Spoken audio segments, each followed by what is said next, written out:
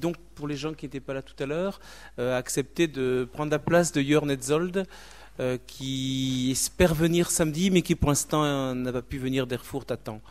Donc, je crois qu'on reste sur le même terrain, hein, le terrain donc Marx, Henri, Debord, un petit peu ce triangle-là, la question de la praxis, du visible, etc. Jean-Philippe, je voudrais comme signaler que tu es auteur d'un ouvrage remarquable paru chez Kimé sur la question de la technique chez Heidegger, et que tu étais directeur de programme au Collège de philosophie autrefois, où je t'ai connu. Ah, le titre, c'est L'absolu technique. L'absolu technique. L'absolu technique. Heidegger et la question de la technique. C'est paru en 2000. En 2001. D'accord. Ou 2000, je ne me souviens pas. Merci Jacob. J'essaierai de... Bon, d'abord, je modifie un tout petit peu. J'ai un peu modifié le titre, mais marginalement. Ça s'appelle « Pour une praxis aveugle, point d'interrogation, lumière au pluriel de Guy Debord ». Michel Henry et Marx sont exclus du titre, mais pas de la communication pour autant. Et j'essaierai de répondre, de proposer quelques éléments de réponse à la question de Jacob, et peut-être en mettant davantage l'accent, peut-être un petit déplacement stratégique par rapport à la communication de Gérard Brich sur la question de la représentation. Voir ou agir, il faut choisir, tel pourrait être le slogan ou la marque de la pensée de Debord, si du moins on pouvait décemment réduire la société du spectacle à un livre-spectacle, à une marchandise, à travers laquelle la société du spectacle se donnerait spectaculairement à voir. Les remarques qui vont suivre porteront sur une disjonction lisible à même le texte de Debord entre praxis et intuition.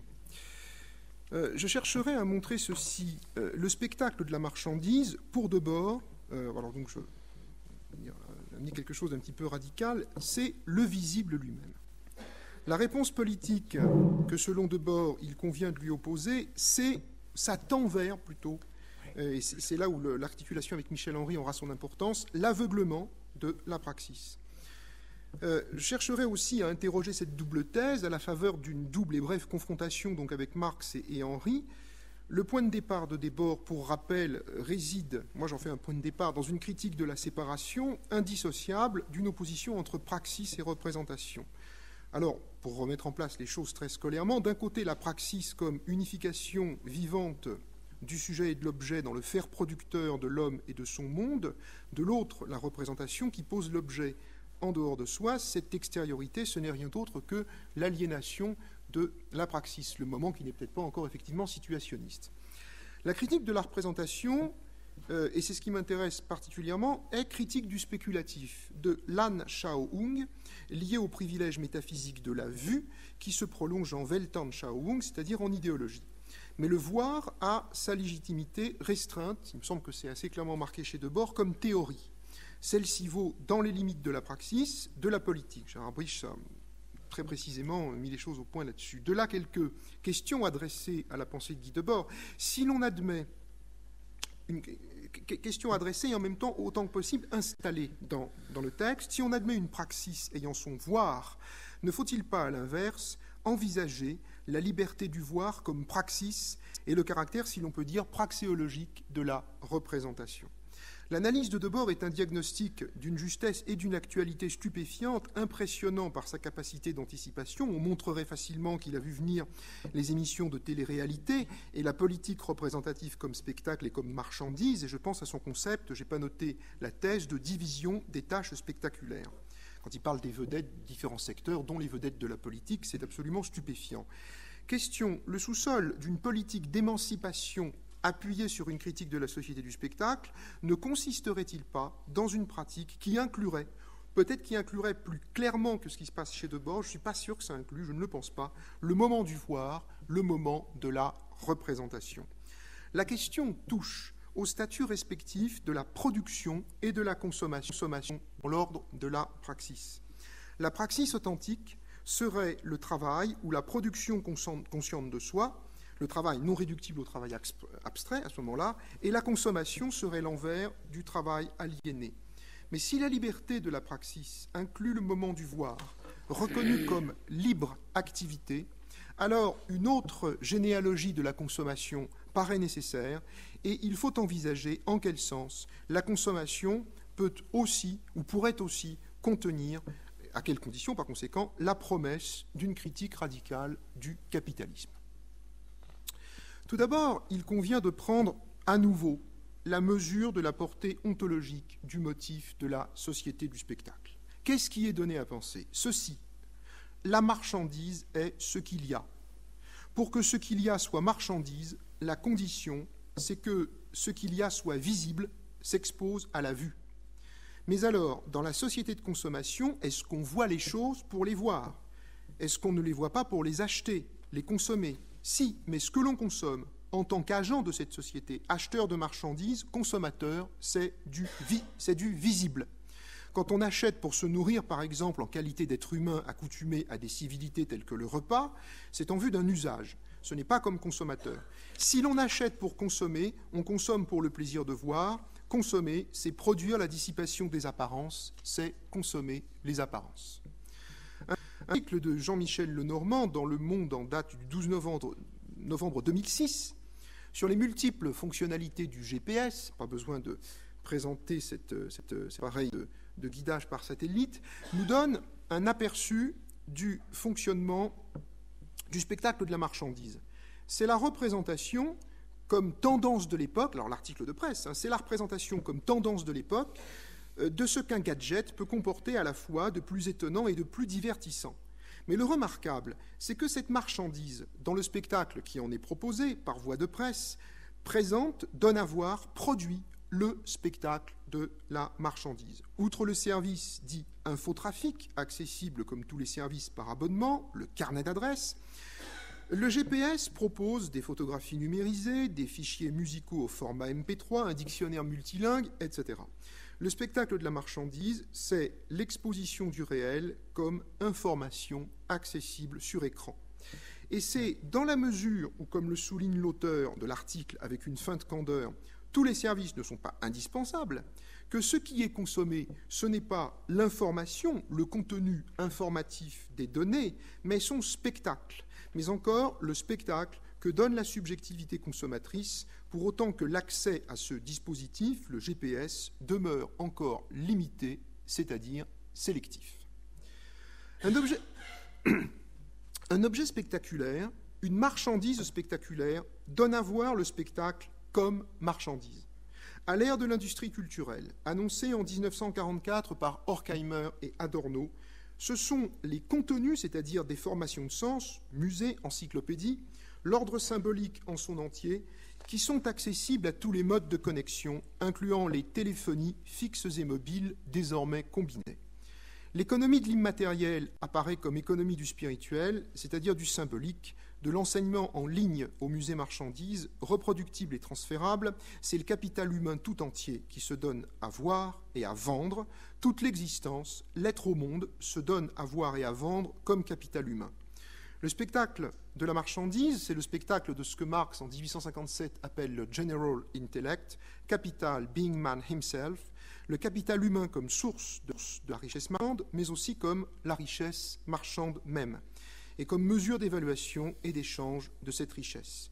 Pour le dire avec Klossowski, comme monnaie vivante. Et le capital humain apparaît comme un secteur du capital vivant déjà breveté et introduit sur le marché.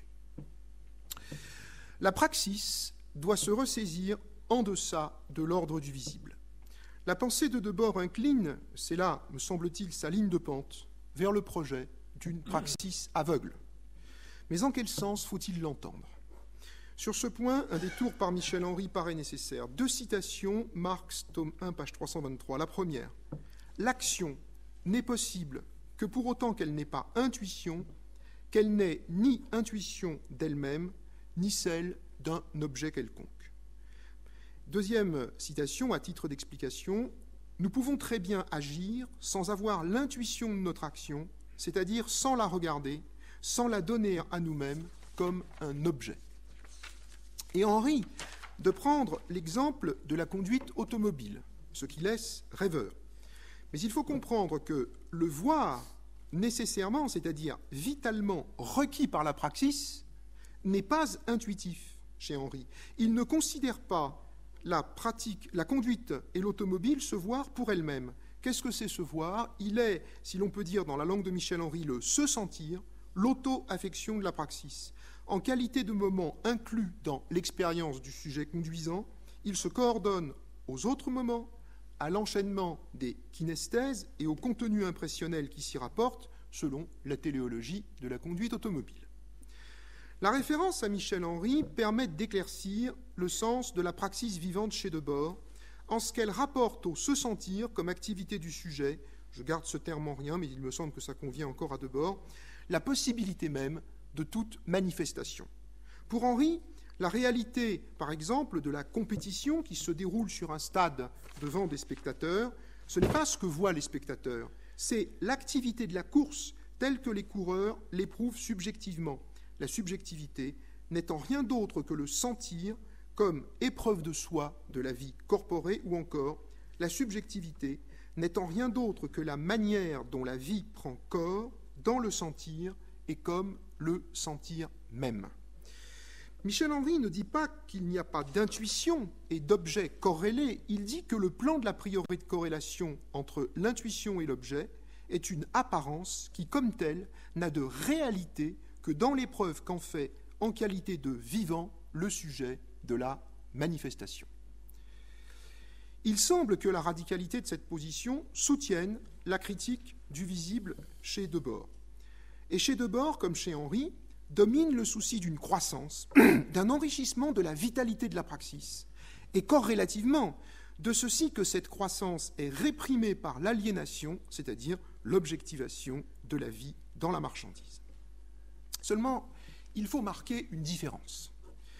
Henry oppose à Marx une objection qu'il n'aurait pas pu ne pas opposer à Debord. C'est que Marx, comme Debord, sont repris par le souci du voir comme théorie. Il est vrai que la théorie doit donner à voir la praxis en vue d'une politique d'émancipation qui prend pour Debord, et cela vaut pour Marx, la forme du projet politique des conseils ouvriers. Michel Henry oppose à Marx, mais l'objection pourrait aussi bien s'adresser à Debord, que la classe sociale, le prolétariat en l'occurrence, est une catégorie, comme tel objet d'intuition, et que dès lors elle appartient non pas à l'ordre de la praxis, mais à celui de l'objectivité et du visible. En somme, c'est un motif, si l'on peut dire, pour cinéma de propagande. C'est incontestablement aller vite en besogne et méconnaître le caractère d'emblée coopératif de la praxis, fût-elle praxis individuelle. Et c'est ne pas voir que la praxis qui engage l'individu le suppose, mais aussi le forme, que l'individu a sa réalité dans une individuation, et ce, dans la communauté d'un être en commun, pris dans le mouvement de ce qu'on pourrait appeler une communautisation. Et il faut opposer à Henry que l'auto-affection de la vie engagée dans une praxis, de la vie comme praxis, est indissociable du rapport du vivant aux choses qui ne sont pas lui, que la séparation comprend tout aussi bien le régime du travail que celui du voir. Il doit donc y avoir une vue de la praxis, et ce, dans la mesure même où le produire comporte une irréductible dimension de technicité, impliquant l'ajustement de la praxis vivante aux accidents des flux matériels depuis lesquels elle se rapporte à soi comme praxis. Cela, Debord, pas plus qu'Henry, ne veut le voir, ou peut-être à peine plus qu'Henry, me semble-t-il. La théoria ne vaut pour lui que comme moment constamment menacé d'être repris dans le spectacle, c'est-à-dire sur le plan du visible.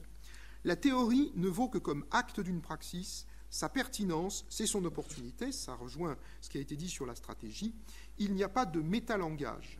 Mais c'est dire alors qu'il n'y a pas de langage, car la praxis peut-elle se rapporter à soi dans une parole sans s'exposer en une vue? Mais elle ne se dit chez Debord que comme ne se disant pas, et se dérobe au voir pour mieux exposer sa vérité, c'est-à-dire la faire sentir en une praxis. La vérité de cette dernière, la praxis, c'est l'histoire. La praxis est événement. Mais qu'est-ce qu'un événement qui ne se dit pas? Il appartient à la praxis de se dire, et en se dire, de s'exposer en un double mouvement d'avancée et de retrait. Et le dire à son tour comme parole de la praxis, mais aussi praxis d'une parole, présente et dérobe son sens dans la complexité de sa structure. C'est là ce que j'appellerais l'incomplétude de la praxis, réduite certes à une indication. Il faut peut-être la prendre au sérieux pour tenter de nous situer plus précisément à la lumière des concepts de Debord. En admettant que la consommation soit une pratique aliénée, on l'admettra d'ailleurs bien volontiers, il faut bien tenter d'élucider la praxis propre à cette aliénation, ce que Debord ne fait pas, puisque voir, pour lui, n'a pas le caractère d'une activité. Peut-être que ça se discuterait, mais enfin bon, c'est du moins ce que je tiens. Il est à présumer qu'en niant la dimension praxis ou praxéologique du voir, Debord passe à côté, mais tout près, à vrai dire, du sens d'aliénation de la consommation, c'est-à-dire de la violence faite à la praxis vivante. Mais Debord nous a donné à penser ceci. Le spectacle de la marchandise, c'est l'Umwelt, ou l'écosystème, d'une pratique de la consommation du réel comme ensemble indéfiniment ouvert d'images. Le consommateur est une image dans l'univers des images. Comme tel, il est consommable, voir les émissions de télé-réalité ou ne pas les voir, déjà évoquées. On est dans le registre d'un cannibalisme virtuel, et c'est pourquoi la mode du gore n'a rien pour nous surprendre. Toutes ces images sont échangeables, et une image est instituée comme instrument de mesure et de valorisation de l'échange, c'est la monnaie. L'univers des images, c'est le marché. Et on a vu que l'unité monétaire qui soutient le fonctionnement du marché ou des marchés, c'est ce que j'ai appelé monnaie vivante, l'homme, mais comme vivant, l'animal donc, en tant que vie souffrante, et manifestant symboliquement sa souffrance, parole d'homme, mais aussi l'éthologie contemporaine commence à nous l'enseigner, parole de singe. Quelle modification interne à la praxis libère la vue comme pulsion optique, consommant les images pour le plaisir de cette consommation? Soit dit par parenthèse, on ne peut plus penser séparément le succès commercial du téléphone mobile, le mouvement d'innovation dans lequel il est engagé, de ses usages les plus barbares, par exemple la mémorisation et la diffusion de scènes de viol. Que fait le consommateur? Qu'est-ce qu'il fait, j'insiste sur le faire, dans cette pratique modifiée? Comment son voir se laisse-t-il penser en tant qu'un faire? Je formule l'hypothèse suivante. En ce voir, il n'y a pas inversion maligne de la praxis dans l'optique, il y a la liberté praxéologique du voir qui se cherche, mais qui ne se trouve pas, car l'immédiateté pulsionnelle de ce voir, médiatisée par le système de la production, le maintient dans le dispositif d'une dissipation primaire de flux qui n'a d'équivalent que dans la menducation. Consommer des images, c'est les manger, on se gave d'images, et l'on sait le rôle de la télévision dans le phénomène de l'obésité qui a pris son essor aux USA avant de traverser l'Atlantique. La réponse à toutes ces questions, c'est que la consommation se développe dans le contrepoint d'un rapport radicalement nouveau à la production, pointé à peu près dans les mêmes termes par Debord et par Marcuse, tous les deux, donc, on l'a bien vu, grands lecteurs de Hegel et de Marx. Et je cite la thèse 27. Par la réussite même de la production séparée en tant que production séparée, l'expérience fondamentale liée dans les sociétés primitives à un travail principal est en train de se déplacer du pôle de développement du système vers le non-travail, l'inactivité. Fin de citation. Debord note que le rapport fondamental aux choses, le trait de ce rapport, ce n'est plus le travail, mais le non-travail. Le non-travail, dans la nouvelle configuration du système productif, c'est la consommation. Et Debord note que cette inactivité n'est pas libérée des contraintes de la production, mais ce n'est pas seulement comme aliénation consommatrice qu'elle n'est pas libre, c'est parce qu'elle n'a pas le caractère de l'activité productive. Cette inactivité n'est qu'une production par défaut. Le consommateur, sans le savoir, demeure mobilisé par le cycle de la production.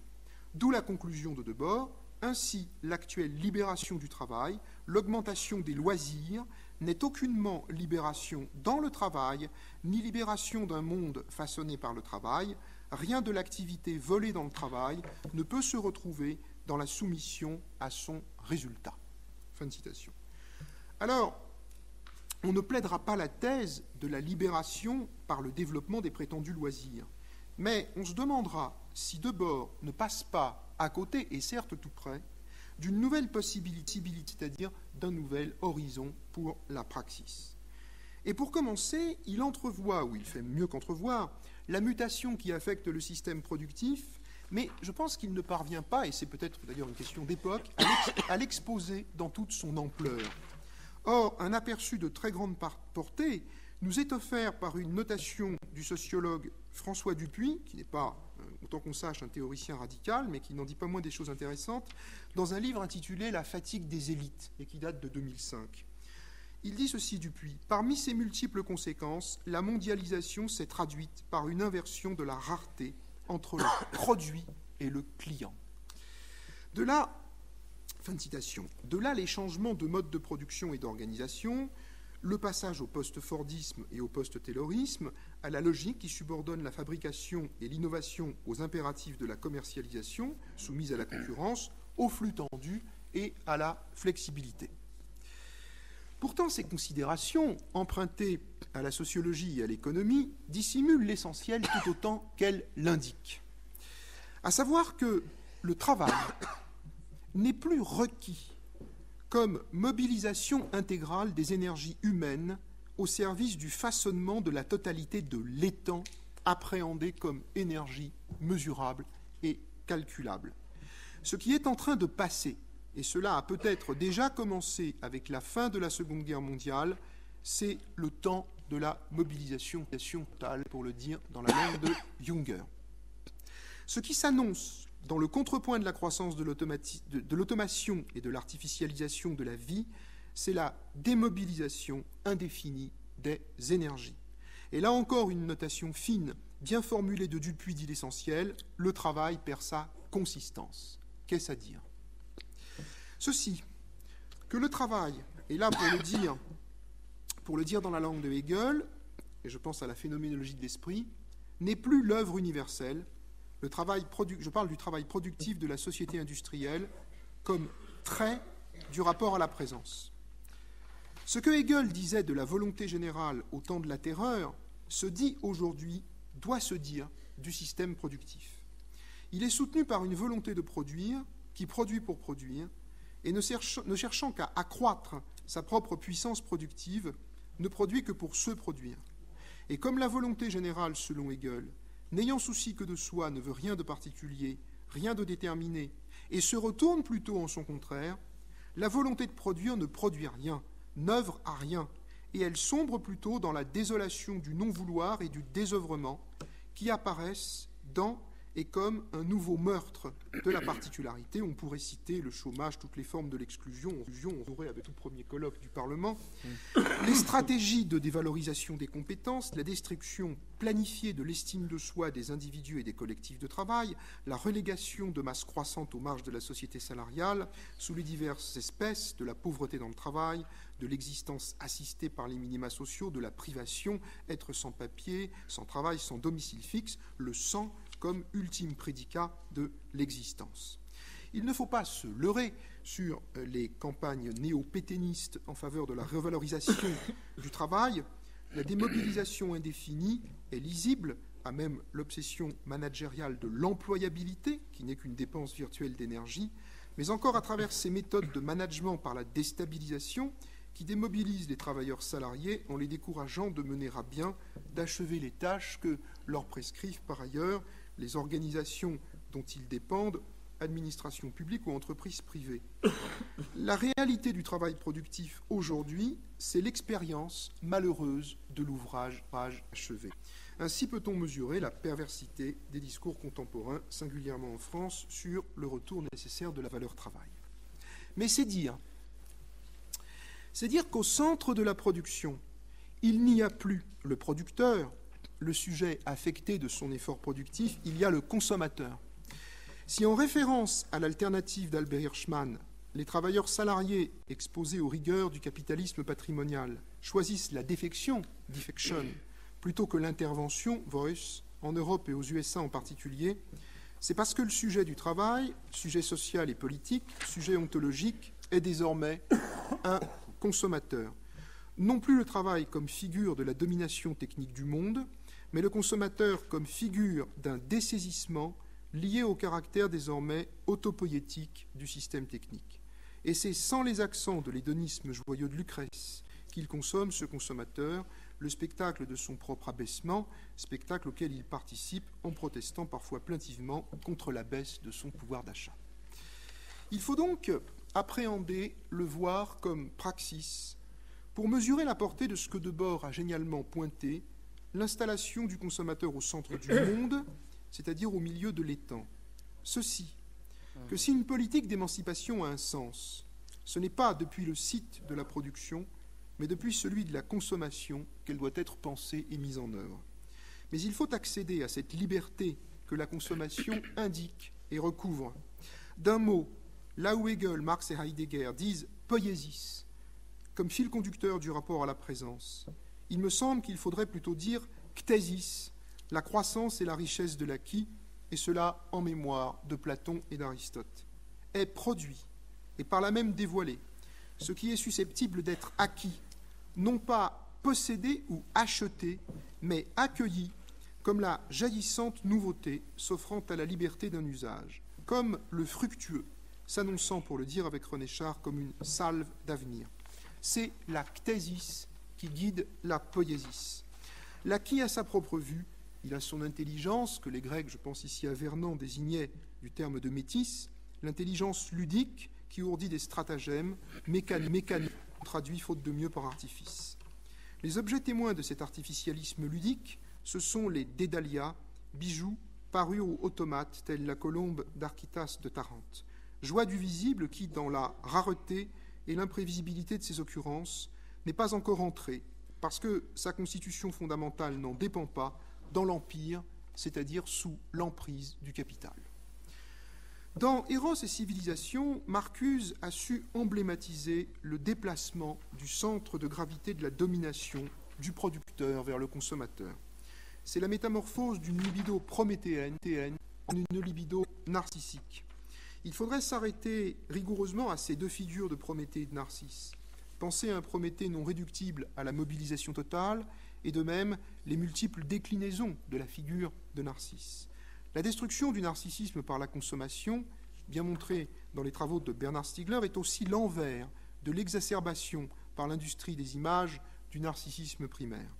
Mais à travers le déplacement emblématique pointé par Marcuse, se dit ceci: ce qui se cherche, c'est le voir comme praxis vivante, non pas le malheur du désœuvrement, mais un œuvrer qui espacerait le temps pour ménager cette liberté du regard qui sait remettre toute chose à la liberté de son séjour. On voudrait dire, pour prolonger en l'inversant une parole de Mallarmé, la main, un œil. Mais aussi bien, et je me contente de l'indiquer, ne s'agit-il pas de hiérarchiser les sens, mais de les coordonner autrement. Il faudrait montrer en phénoménologue comment la vue qui laisse reposer les choses dans leur lumière tamisée se coordonne à une oreille qui écoute, cette oreille dont Marx disait que c'est en écoutant de la musique qu'elle se fait musicienne. Alors, l'installation du consommateur au centre du monde apparaît comme une tâche politique. Que serait une dynamique d'innovation, d'invention et de diffusion des dédalias qui ne procéderait ni de la course dérisoire aux clients, ni d'une planification bureaucratique des besoins? Peut-être faudrait-il retravailler la figure de ce que Tony Negri a appelé l'entrepreneur biopolitique inflationniste, soit l'invention collective de nouveaux usages qui soient usages du fructueux. Comment arracher l'innovation aux deux impasses de la maîtrise et de l'aliénation? La lecture de Guy Debord nous lève une injonction: il faut encore apprendre le séjour du visible. Merci.